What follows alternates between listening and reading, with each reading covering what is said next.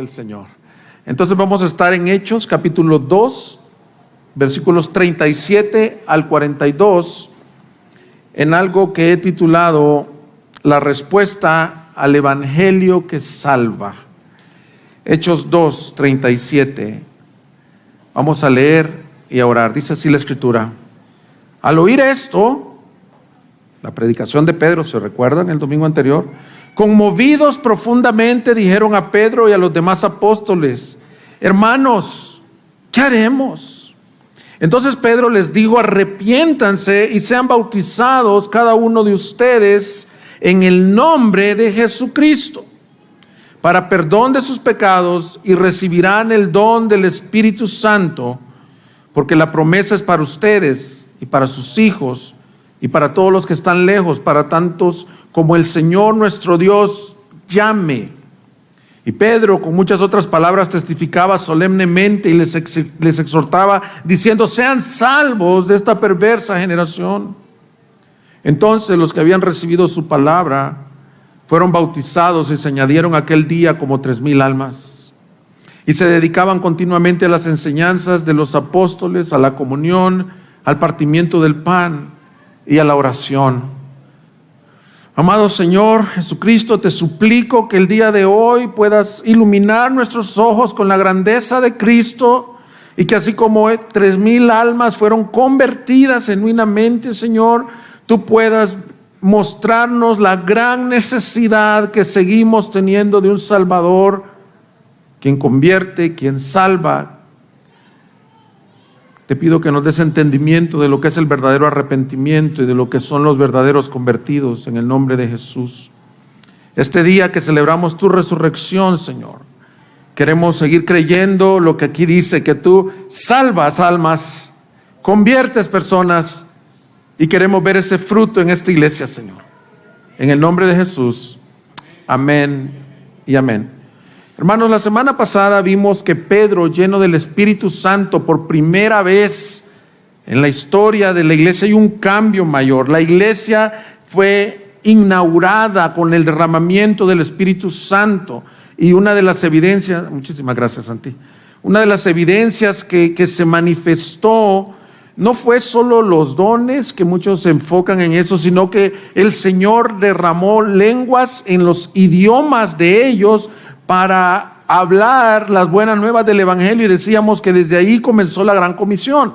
Pero Pedro dio el primer mensaje evangélico, y no estoy diciendo evangélico de la religión evangélica como la entendemos ahorita, sino el primer mensaje de un cristiano después de la muerte, resurrección, ascensión de nuestro Señor Jesucristo, el primer mensaje inspirado por el Espíritu Santo.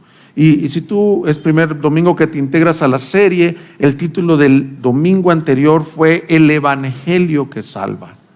Porque en ese mensaje Pedro les dijo básicamente algunas cosas bien sencillas, pero bien profundas, que son la vieja historia que sigue cambiando almas. Les dijo que Jesús, el Nazareno, no era un simple nazareno, no era un hombre de Nazaret, sino que Jesús era varón confirmado por Dios, que hizo milagros entre ellos y que fue muerto por el decreto del Señor, pero por sus manos pecadoras.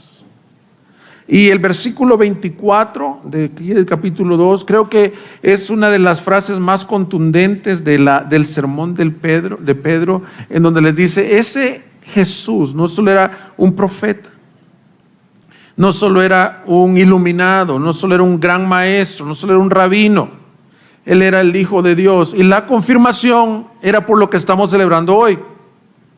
Dice versículo 24, pero Dios.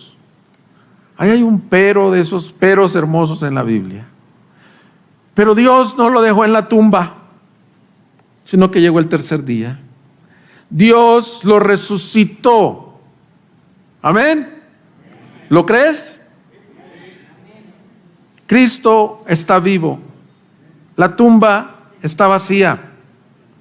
Mis hermanos, por 2000 años, desde ese mismo día esto ha sido cuestionado. Habían teorías en donde se decía: no, pues este cuerpo lo robaron los discípulos. Imagínate Qué absurdo ese comentario si ellos mismos no creían a la resurrección. Había sido resguardado por una tropa de romanos, soldados. Otra de las teorías que se manejaba en ese tiempo era no solo que robaron el cuerpo, sino que él había tenido un desmayo, un ataque cataléptico en donde había perdido sus signos vitales, pero al tercer día los había recuperado. Como un hombre que ha perdido sus signos vitales tendría la fuerza para mover una piedra, para enfrentar un ejército? Y luego lo confirmamos porque la Escritura dice en 1 Corintios que apareció por 40 días a más de 500 testigos. Y esta es la mayor evidencia de la resurrección de Cristo. Testigos que estuvieron dispuestos a dar su vida proclamando que Cristo había resucitado. Y eso es lo que está pasando aquí. Y eso es lo que Pedro está anunciando. Él no era solo un maestro, solo un rabino, ni siquiera solo un profeta. La diferencia de la religión, si le quieres llamar así, cristiana, es que nuestro precursor y autor de la vida es el único que su cuerpo no se ha encontrado en 2000 años. Y ese Cristo que murió, resucitó, volverá pronto por su iglesia. Y está vivo y mora entre nosotros y sigue dando conversiones. Y ustedes son un testimonio de las conversiones. La evidencia que sigue viviendo Cristo es que te ha transformado a ti y me ha transformado a mí. Ahora, predicar esto implicaba que ahí mismo pudieron haber agarrado a Pedro y llevárselo bajo el mismo juicio con el que llevaron a Jesús a la cruz. Esta población estaba cegada al pecado, puesto que ellos creían que habían hecho lo correcto, y la evidencia es esta. El Señor les había dado la oportunidad y les dijo: ¿a quién quieren que os suelte? ¿A Barrabás o a Jesús? Y la evidencia que estaban ciegos es que al unísono dijeron Barrabás. Es decir, ellos no tenían arrepentimiento, no pensaban que había sucedido nada malo, y eso es a lo que quiero llegar el día de hoy. El día de hoy veremos la respuesta al evangelio que salva. En lugar de agarrar a Pedro y llevarlo a la cruz también, el Espíritu Santo trae conversión de 3,000 almas, dice la Escritura. Y mira que no son nuevos agregados a la nueva religión, no son convencidos, sino convertidos, conversiones reales. Y eso es lo que veremos hoy. La respuesta al evangelio que salva es conversión. Conversión. Y la conversión tiene dos elementos que son las dos respuestas que Pedro le da a estos 3,000. Versículo 37 nos dice que al oír esto, al oír el qué, el mensaje, el evangelio, es decir, cuando sus oídos fueron abiertos por el Espíritu Santo, conmovidos profundamente, se dan cuenta por primera vez que lo que habían hecho con el Hijo del Hombre era su pecado. Y hacen una pregunta, que es la pregunta pertinente para todo aquel que va a ser salvo. Y le dijeron a Pedro, versículo 37, hermanos, ¿qué haremos? ¿Cómo sabes cuando alguien está por ser convertido? Ahorita que te oía, Luis, creo que tú viviste esta pregunta. Yo tengo mi testimonio personal que viví esta pregunta. El hombre necesita topar con piso, caer de rodillas, es decir, ¿qué hago para ser salvo? La religión, ya te diste cuenta que no salva, no satisface y ni siquiera se puede. En estos días de Semana Santa muchos se flagelan, caminan de rodillas, caminan descalzos, algunos se crucifican intentando mitigar la culpa que llevamos dentro. La religión no te la quita, la penitencia no te lo quita. Algunos otros de ustedes buscaron en los placeres. Es decir, olvidémonos de los problemas, démonos de lleno a los placeres, a la sensualidad, a las riquezas, a los vicios, y sales igual o peor de vacío. Entonces, ¿qué haremos? Y este es el mensaje del Evangelio. ¿Cuál es la respuesta? Les dice Pedro: arrepiéntanse y bautícense en el nombre de Jesucristo. Así que hoy, mis hermanos, estaré hablando sobre la conversión. ¿Cuál es la respuesta? Conversión. Cuando un hombre es llamado por el Evangelio, se convierte. Y la conversión tiene dos caras de una moneda. Tiene la cara que se llama arrepentimiento, que es lo que Pedro les dice, y la otra cara se llama fe, que creo que fue la evidencia que Dios les pidió a través del Espíritu Santo a ellos. Bautícense implicaba: muestren que han puesto su fe en Jesucristo. La conversión es nuestra respuesta voluntaria al llamado del Evangelio, en el que nos arrepentimos sinceramente de los pecados y depositamos nuestra confianza en Cristo para salvación. Es la respuesta al Evangelio. Veremos dos puntos de este mensaje: ¿qué es el arrepentimiento? ¿Y qué es ese bautismo? Pero lo vamos a ver como ¿qué es la fe que salva? La primera respuesta que Pedro les da, ya leímos el versículo 37, quiero que veas tu Biblia, y en el versículo 38, entonces Pedro les dijo: arrepiéntanse. Este no es un verbo indicativo, es un verbo imperativo. Les está haciendo un llamado.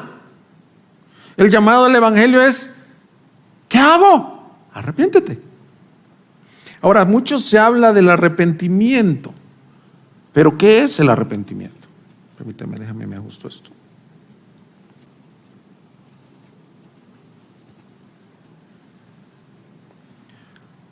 ¿Qué es el arrepentimiento? Muchos tienen la impresión que el arrepentimiento, mis hermanos, son los golpes de pecho. Es el llanto, es sentirse mal por lo que ha pasado. Y dice la persona: yo si volviera a vivir esa experiencia no la vuelvo a hacer. Pero muchas veces esto se debe a nuestra cultura religiosa. Y como acabo de decir, hoy domingo se llama Semana Santa esta semana. Pero tú conoces la realidad de nuestra sociedad. Para muchos no es nada santa. Para muchos es una semana nada más de vacaciones, no tiene nada de malo vacacionar. Para otros es una semana de vicios, de pasiones, de adicciones. Hay muchos accidentes de tránsito, mucha borrachera. Para unos es nada más algunos ritos religiosos, como comer algunos alimentos, otros no. Y lo que es más llamativo, lo que más llama la atención es que las iglesias están llenas hoy, domingo de resurrección, porque el hombre quiere tener alguna forma, un arrepentimiento. Así que yo quiero, mis hermanos, este día enfocarme un poco en que ustedes como iglesia entiendan qué es el arrepentimiento. Usualmente en domingo no cito a algunos autores, pero voy a citar dos teólogos con unas pequeñas definiciones, pero luego vamos a ver qué pasó aquí en la Escritura. Vamos a obtener nuestra definición de arrepentimiento de aquí de la Escritura, pero primero quiero citar al doctor Wayne Grudem, en donde en su teología sistemática él dice que el arrepentimiento es el dolor sincero por el pecado, una renuncia a él y un compromiso sincero de abandonarlo y caminar en obediencia a Cristo. Hay un dolor, hay un deseo sincero de decir esto no, eso es lo que aconteció con ellos. Vemos un cambio, ya no eran los que habían crucificado a Jesús, sino que vemos el versículo 42, se dedicaban continuamente a la comunión, a las enseñanzas, a la oración. Eran un nuevo pueblo. El doctor Hockema dice: el arrepentimiento puede definirse como el giro consciente de la persona regenerada, lejos del pecado y hacia Dios, en un cambio completo de vida, que se revela en una nueva forma de pensar, sentir y querer. Cuando yo comencé a querer servir al Señor, me asignaron un grupo de adolescentes de 11 a 13 años. Y así que, si tú eres maestro de esa edad, ya sé lo que es que tú estés enseñando la palabra y que se estén riendo o que no quieran escuchar y todo, pero quería hablarles del arrepentimiento. Entonces me ocurrió hacerles el signo vial del U-turn, de la vuelta en U. Porque eso es lo que está diciendo aquí este autor. Es, si yo voy en camino al pecado, el arrepentimiento no solo es decir, ay, me duele, qué tremendo lo que viví, sino que me doy la vuelta hacia Cristo. Tiene que ser muy evidente, y dice aquí en pensamientos, en voluntad. Y ese es el llamado que Pedro les está haciendo. Arrepiéntanse. Pero quiero hablarte un poco que el hombre está cegado a su pecado. Ahora, veámoslo aquí del texto, no veamos las definiciones teológicas, porque las definiciones teológicas son construcciones del texto. Ahora, puedo ver que están cegados porque ellos, como les dije, ellos conscientemente escogieron crucificar a Cristo y liberar a Barrabás. Y aquí estamos 50 días después, en la fiesta de Pentecostés. Ellos están celebrando la vida, están contentos, están felices, pensando que lo que habían hecho era lo correcto. Y así vive el hombre sin Dios. Hermanos, hay muchas personas que su parámetro de medir su pecado es que yo no soy tan malo. Yo he sido una persona, dicen ellos, abro comillas, que he buscado de Dios, que he hecho lo correcto, que de hecho hoy, esta semana la han guardado probablemente, que no como estos alimentos o aquellos. Y me vas a comparar a mí, me vas a poner en la misma charola que un asesino, que un sicario, que un adúltero, que un fornicario. Y lastimosamente sí, porque el hombre no es pecador por los pecados que comete, sino que somos pecadores en esencia. Cuando el Señor dio la ley a Moisés, el primer mandamiento dice: yo soy el Señor tu Dios que te saqué de la tierra de Egipto, no tendrás dioses ajenos delante de mí. Pero el Señor Jesucristo resumió la ley en un mandamiento más grande, que yo puedo decir cada minuto del día lo quebrantamos y lo violentamos. El Señor nos dijo: amarás al Señor tu Dios con toda tu mente, con toda tu alma, con todas tus fuerzas, y a tu prójimo como a ti mismo. Entonces, si tú estás aquí bajo la categoría de religioso o de bueno, dices, yo no soy tan pecador, yo te quiero hacer esta pregunta con toda honestidad. ¿Quién de ustedes, al igual que yo, guardamos ese mandamiento un minuto del día? No es cierto, no lo amamos con toda nuestra mente, con toda nuestra alma, con todo nuestro ser. Entonces, ante la justicia y santidad de Dios somos pecadores. Y es lo que Pedro les dice. Ustedes crucificaron al Señor. Mira el versículo 23. Este fue entregado por el plan predeterminado y el previo conocimiento de Dios, y ustedes lo clavaron en una cruz por manos de impíos. Ahora, esta era una declaración fuerte, era una acusación. Y el hombre, mis hermanos, se siente que no es pecador. Pero cuando el evangelio llega, cuando tú estás ciego a tu pecado, lo que necesitas es vida, regeneración, para que en la bondad de Dios esa regeneración te dé por su bondad el arrepentimiento. Mis hermanos, el arrepentimiento es un don de Dios, ¿sabías eso? Porque tú estás ciego, tú estás endurecido. Y el Dios de este mundo te ha cegado a pensar que eres bueno.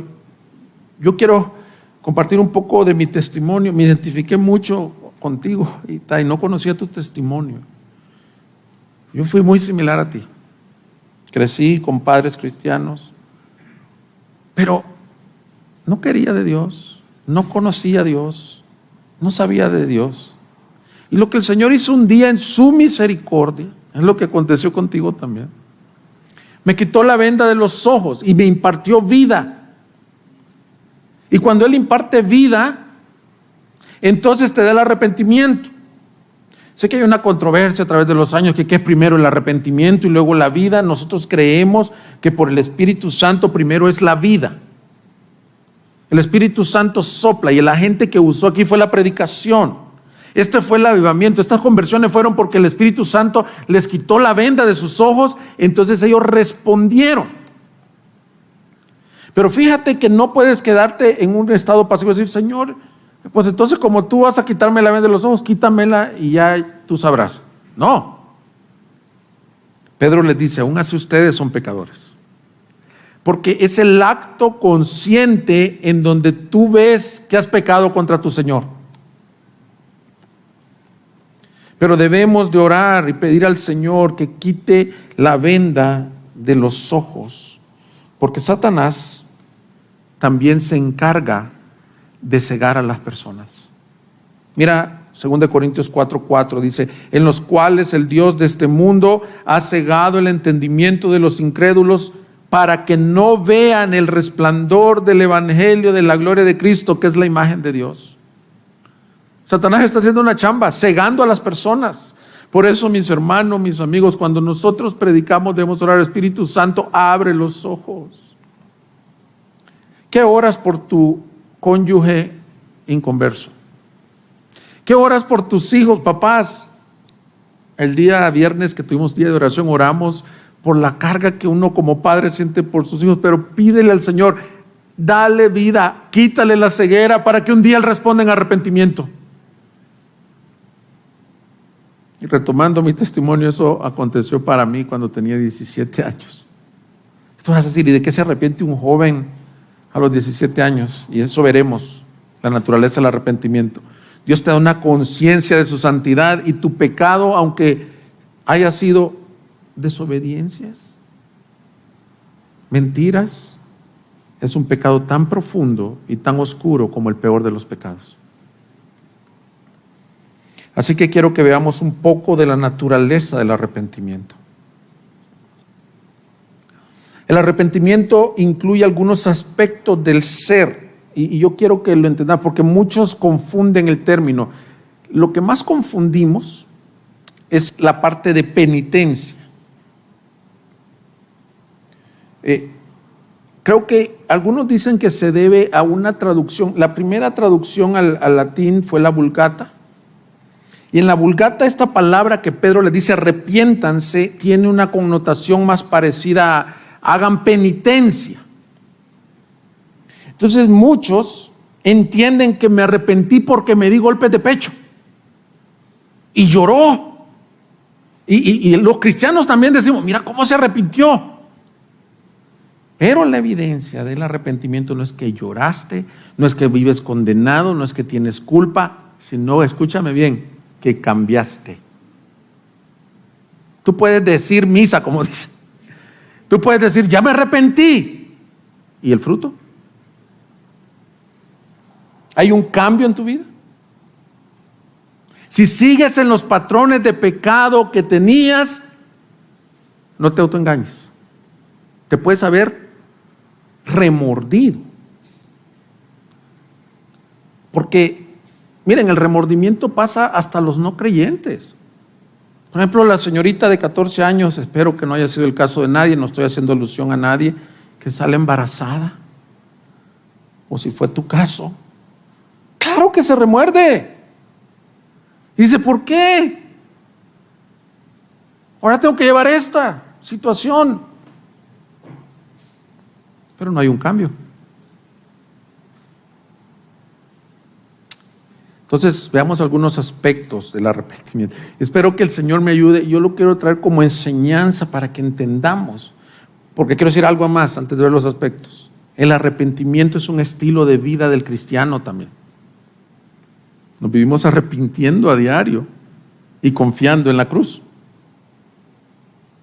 Entonces, no solo es darse golpes de pecho. Primero hay un aspecto intelectual en el arrepentimiento. ¿Qué quiero decir con esto?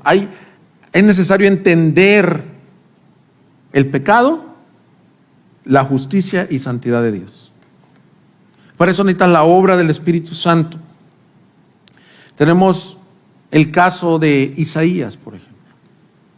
Isaías era un profeta del Señor. En los primeros 5 capítulos él dice que había sido llamado como profeta desde niño. Vemos en el capítulo 2, 3, 4 hablando los ayes, que son lamentos sobre el pecado de los otros. Ay de los que se van allá, decía. Ay de los que son idólatras. Ay de los que se emborrachan. Pero en el capítulo 6 dice que él tiene una revelación gloriosa que ninguno de nosotros ha tenido.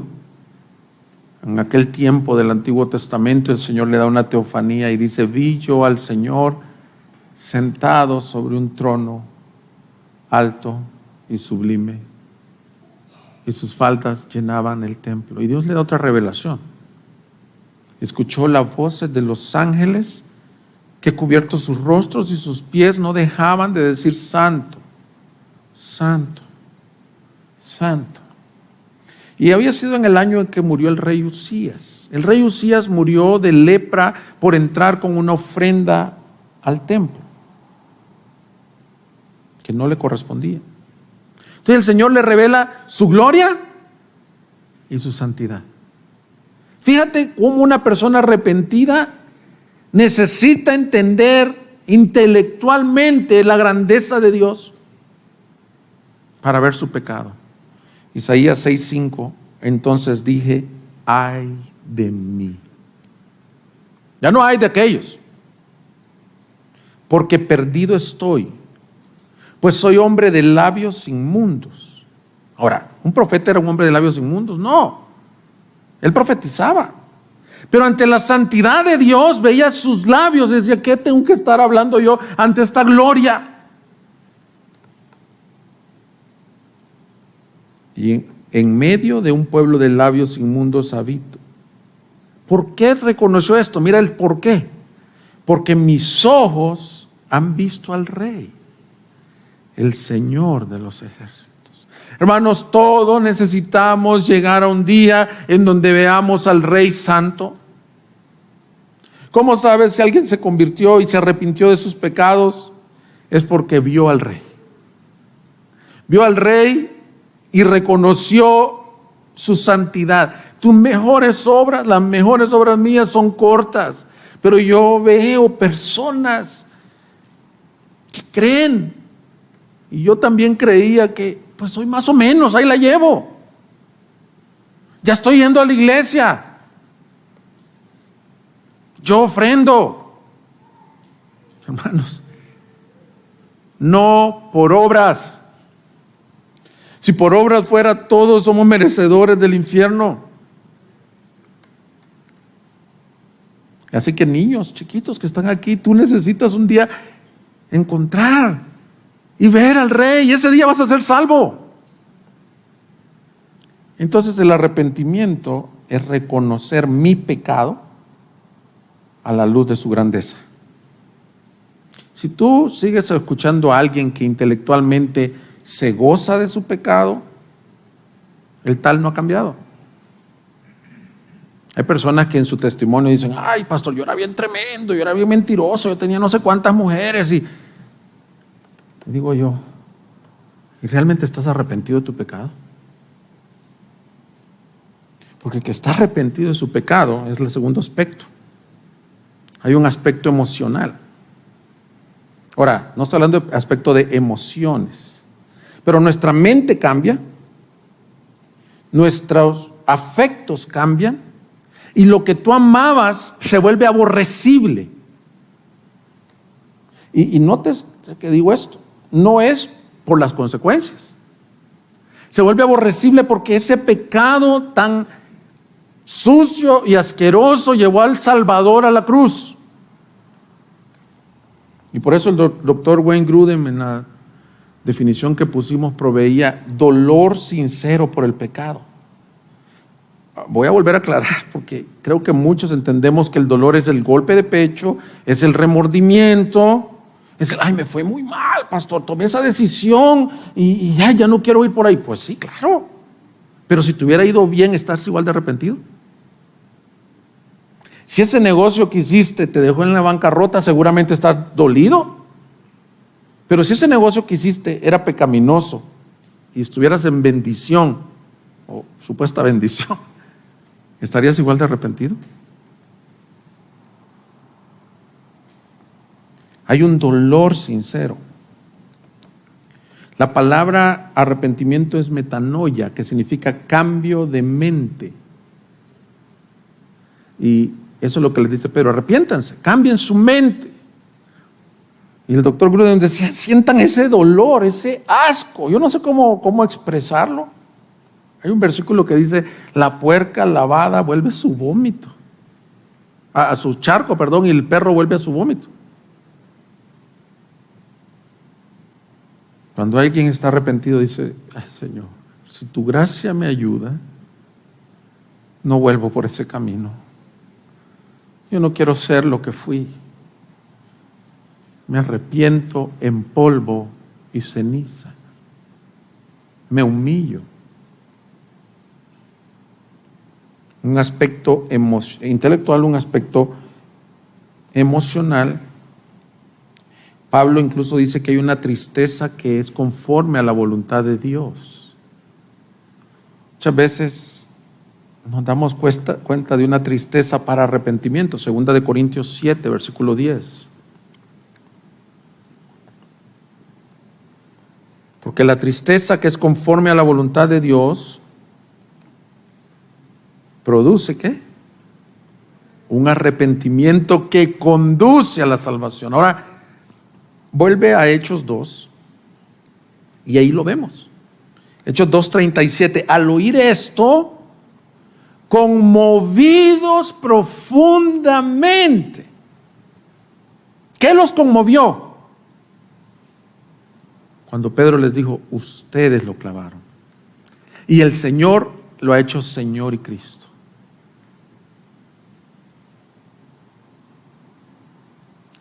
Hermanos, tú no tienes que haber sido el peor de los perdidos para experimentar este tipo de arrepentimiento. Aquí hay hermanas que ahora ya son adultas, que fueron niñas de aquí de la escuela bíblica. Y quizás nunca te ensuciaste en tantos pecados, pero te quiero decir eso: si tú eres esa hermana, tú tienes que tener un día en donde tú veas con profundo dolor quién eras antes de Cristo. Así que gloria a Dios por estos bautismos. En los 4 se ve un genuino deseo de no volver al pecado. Pero otro aspecto del arrepentimiento que es muchas veces ignorado es un cambio en la voluntad. La voluntad está muerta, la voluntad está esclava. El adicto dice: yo mañana prometo no hacer este vicio, y el siguiente día cae. Pero cuando viene Cristo, y la peor atadura de la voluntad es que no buscas a Dios. No hay quien busque a Dios, no hay ni uno solo. Todos se desviaron a una, Romanos 3. Todos han caído, todos están sucios. Y así éramos todos, no lo buscábamos, no lo queríamos, no lo deseábamos. Pero cuando viene su vida, el arrepentimiento tiene un acto volitivo, se llama, pero es de la voluntad. Hay un cambio evidente en tus deseos, en tus pasiones. Entonces, dice Efesios: el que robaba ya no robe más, sino que trabaje con sus manos. El que mentía ya no mienta más, sino que diga palabras de verdad. El adúltero que ya no sea adúltero. El fornicario que ya no sea fornicario. Entonces, las iglesias a veces están llenas de profesiones de fe, pero no de genuinas conversiones. Porque la gente llega, está bien pertenecer a una comunidad, está bien pertenecer a un grupo en donde nos queremos, nos soportamos, nos aguantamos, tenemos afinidad, pero no ha habido arrepentimiento. Ahora, yo sé que hay pecados que toma algún tiempo el proceso de santificación. Por ejemplo, una adicción, o aquel hombre que tiene, por desgracia, una vida falsa y tiene 2 familias. Pero cuando ese hombre se arrepiente, ¿sabes lo que va a hacer? va a ir en el nombre del Señor y va a arreglar la situación. No estoy diciendo que hoy se arrepintió y mañana va a cambiar las circunstancias, pero su mente es nueva, su corazón es nuevo, su vida es nueva. Y yo, hermanos, creo que lo que estoy queriendo decir con este mensaje es que también en la iglesia cristiana nos hemos hecho bien religiosos pensando que nos arrepentimos porque lloró bastante. Y la gente dice, estuvo bien tremenda la reunión de adoración, vieras cómo se quebrantó aquel tremendo. Y al siguiente día vuelve con la otra mujer. Al siguiente día vuelve a sus mentiras. Mira lo que pasó aquí. Versículo 42. Bueno, desde el 41. Entonces los que habían recibido su palabra fueron bautizados y se añadieron aquel día como 3,000 almas. Ni siquiera dice como 3,000 personas. Porque lo que está viendo el escritor Lucas está diciendo almas, salvos. Ahora mira el versículo 42. Y se dedicaban continuamente a las enseñanzas de los apóstoles, a la comunión, al partimiento del pan y a la oración. Era una nueva criatura. El que está en Cristo, nueva criatura es. Las cosas viejas pasaron y aquí todas son hechas nuevas. Hubo una controversia en los años 70 en donde se enseñaba que tú puedes recibir al Señor como Salvador y a medida lo vas conociendo, lo recibes como Señor, lo cual no es bíblico. Porque aquel que viene rendido a los pies de Cristo viene diciendo, Señor, tú eres mi Señor y mi Salvador. Hágase conmigo conforme a tu voluntad. ¿Cuál es la medición del éxito en una iglesia? Almas transformadas, vidas convertidas. Así que si tú nos visitas hoy, fíjate bien lo que te voy a decir, y estás sintiendo el llamado del evangelio, no con mis palabras, con lo que viste en la alabanza, con lo que viste en los bautizos, con la predicación, a volverte a Dios. Aquí no es una opción. ¿Qué haremos? Arrepiéntete. ¿Qué quiere decir? Aborrece tus pecados, pide perdón por ellos y date la vuelta a Cristo. Esa es la segunda parte del mensaje. Porque el segundo verbo que les dice es y bautícense en el nombre de Jesús. El bautismo era un ritual que no era algo desconocido para ellos. Tenemos a Juan el Bautista que bautizaba para arrepentimiento, lo habían visto años atrás, Jesús mismo había bajado al Jordán. Aquí el bautismo no se refiere al bautismo del Espíritu Santo, sino que luego le dice esta promesa del Espíritu Santo es para todos los que son bautizados en Cristo. Pero lo que le está diciendo que el bautismo evidencie su arrepentimiento. La palabra bautizo es sumergir. Sumérjanlos en agua. Hermanos, ahorita tuvimos 4 y no sé cuánto tiempo fue y no importa, no hay que correr para esto, pero ¿cómo habrán hecho? ¿Cuántas albercas habrán ido al río? Porque están en Jerusalén aquí. No están allá por el Jordán. Bueno, los que han ido a Tierra Santa saben de que, en Jerusalén tendrían que haber buscado los estanques de ahí. 3,000. Nosotros acabamos de presenciar bautizos aquí y les quiero decir cómo funcionamos y por qué lo hacemos.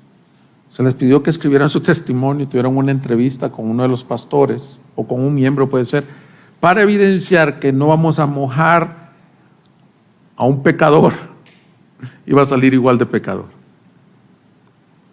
Sino que el bautismo es la evidencia externa de la fe interna y del arrepentimiento que ha acontecido en el corazón del hombre. No es un ritual nomás, no es por eso que nosotros creemos en el bautismo de infantes, porque el bautismo de infantes se cree que hay una infusión, así como las infusiones de té, de la fe de los padrinos sobre ese niño y por lo tanto es ahí justificado. Nosotros estamos teniendo un credo bautismo. Es aquel que se ha arrepentido de sus pecados y ha creído en el Señor Jesucristo como su Salvador. Pero para ellos, culturalmente, era una muestra de su arrepentimiento. Ir a las aguas implicaba decir: yo me identifico con el crucificado. Y Deuteronomio había profetizado: maldito todo aquel que es colgado de un madero. Ellos estaban identificándose con el maldito. Estaban dispuestos a ser testigos de Cristo. ¿No creen que esto fue un avivamiento glorioso, hermanos?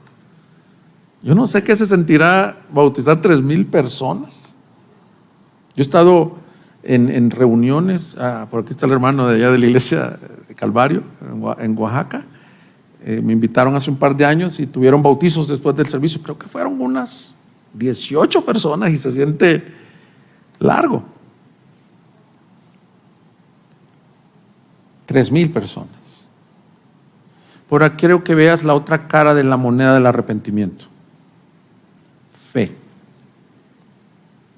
Ahora la pregunta es: ¿te salva el bautismo? No. Lo que te salva es la fe en Cristo Jesús. Andrés nos acaba de leer Romanos. Puedes ir conmigo a Romanos capítulo 6, y aquí nos dice lo que es el bautismo. Romanos 6. Dice: ¿o no saben ustedes que todos los que hemos sido todos los que hemos sido bautizados en Cristo Jesús, hemos sido bautizados en su muerte? Por tanto, hemos sido sepultados con Él por medio del bautismo para muerte, a fin de que como Cristo resucitó de entre los muertos por la gloria del Padre, así también nosotros andemos en novedad de vida. ¿Qué está diciendo? Que el que cree en Jesús no solo es bautizado en aguas, sino es bautizado en Cristo, en su muerte y en su vida. El que ha creído en Jesús está en Cristo, y el que está en Cristo, nueva criatura es. En su muerte, ¿qué significa? Todos tus pecados fueron cancelados. Hermanos, no es el bautismo el que salva, sino el arrepentimiento y la fe en aquel que pagó por ti en la cruz. No son los golpes de pecho, no son las penitencias, no es tu llanto, no son tus lágrimas, no es tu cambio fingido, porque quiero decirte otra cosa: la fe es las cosas que más fácil se puede imitar. Se lo dice aquí uno que la imitó por 17 años hasta que Cristo lo convirtió, como dijiste. Yo también ya tocaba en el equipo de alabanza sin ser convertido. Te sabes el lenguaje, sabes respetar a los pastores. Yo salía en los dramas evangelísticos y había gente que se convertía genuinamente. Hacíamos dramas así en el parque. Yo salía de actor. Malísimo, pero me ponían ahí porque ese era un ministerio de mi iglesia. Y la gente se convertía a sus pecados y yo era inconverso.